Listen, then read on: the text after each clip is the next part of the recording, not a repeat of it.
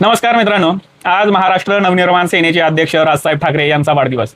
सर्वप्रथम राजसाहेबांना वाढदिवसाच्या खूप शुभेच्छा। आता राज ठाकरे हे महाराष्ट्राच्या राजकारणातील असे व्यक्तिमत्व आहेत की त्यांच्याबद्दल प्रेम असो, विरोध असो, टीका असो, पण त्यांच्याकडे दुर्लक्ष करणं जवळपास अशक्य आहे।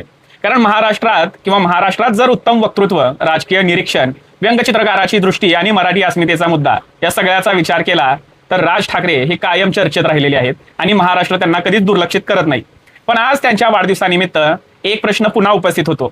इतकी लोकप्रियता, इतक्या सभा, लाखोंची गर्दी, सोशल मीडियावर प्रचंड चर्चा, महाराष्ट्रभर मोठा चाहता वर्ग असूनही महाराष्ट्र नवनिर्माण सेना राज्यातील प्रमुख सत्ताधारी पर्याय कधी बनू शकलेला नाहीये किंवा त्याच्याकडे अजूनही त्या नजरेनं पाहिलं जात नाही।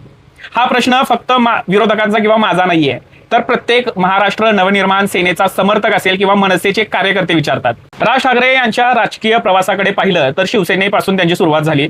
अनेक जुन्या शिवसैनिकांच्या मते जर पाहिलं तर बाळासाहेब ठाकरे यांच्यानंतरनं पक्षाचा नैसर्गिक वारसदार म्हणून राज ठाकरे यांच्याकडे पाहिलं जात होतं।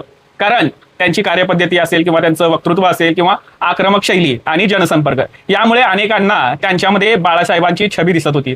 मात्र शिवसेनेत नेतृत्वाचा प्रश्न निर्माण झाला आणि अखेरीस पक्षाची सर्व सूत्रे उद्धव ठाकरे यांच्या हातात गेली। त्यानंतरनं राजसाहेब ठाकरे यांनी 2006 मध्ये महाराष्ट्र नवनिर्माण सेनेची स्थापना केली। त्यामुळे अनेकांना वाटत होतं की महाराष्ट्राच्या राजकारणात एक नवीन अध्याय सुरू होणार आहे आणि मनसेची सुरुवात सुद्धा त्याप्रमाणे अत्यंत प्रभावी झाली। मराठी भाषा, मराठी माणूस, स्थानिक रोजगार आणि महाराष्ट्राचा विकास आणि भूमिपुत्रांचा प्रश्न या मुद्द्यांवर मनसेने मोठी जागा निर्माण केली होती। कारण 2009च्या विधानसभा निवडणुकीत मनसेने जवळजवळ 13 आमदार निवडून आणले होते आणि अनेकांना वाटू लागलं की महाराष्ट्रात नवा प्रादेशिक पक्ष निर्माण झालेला आहे आणि महाराष्ट्राला अजून एक पर्याय उपलब्ध झालेला आहे। पण इथून पुढे एक प्रश्न निर्माण झाला, ते म्हणजे मनसे नेमकी शिवसेनेपेक्षा वेगळी कशी?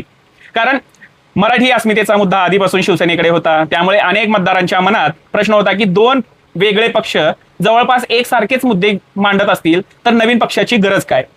आणि ही मनसे समोरची सगळ्यात मोठी अडचण निर्माण झाली। दुसरी अडचण अशी होती की संघटनात्मक विस्तार। आता मुंबई, ठाणे, पुणे, नाशिक या शहरी भागांमध्ये मनसेला प्रतिसाद चांगला मिळाला किंवा उत्तम मिळाला असं म्हणूयात आपण। पण विदर्भ, मराठवाडा, पश्चिम महाराष्ट्र आणि ग्रामीण भागात पक्ष तितक्या प्रभावीपणे पोहोचू शकलेला नाही किंवा आजही तो पोहोचलेला नाहीये। महाराष्ट्राची सामाजिक आणि राजकीय रचना अत्यंत गुंतागुंतीची आहे। म्हणजे यामध्ये सहकारी संस्था असतील, स्थानिक नेते असतील किंवा जातीय समीकरणं आणि प्रादेशिक पक्ष यामध्ये मजबूत संघटना उभी करणं जास्त आवश्यक असतं आणि तिथेच मनसे मागे पडली।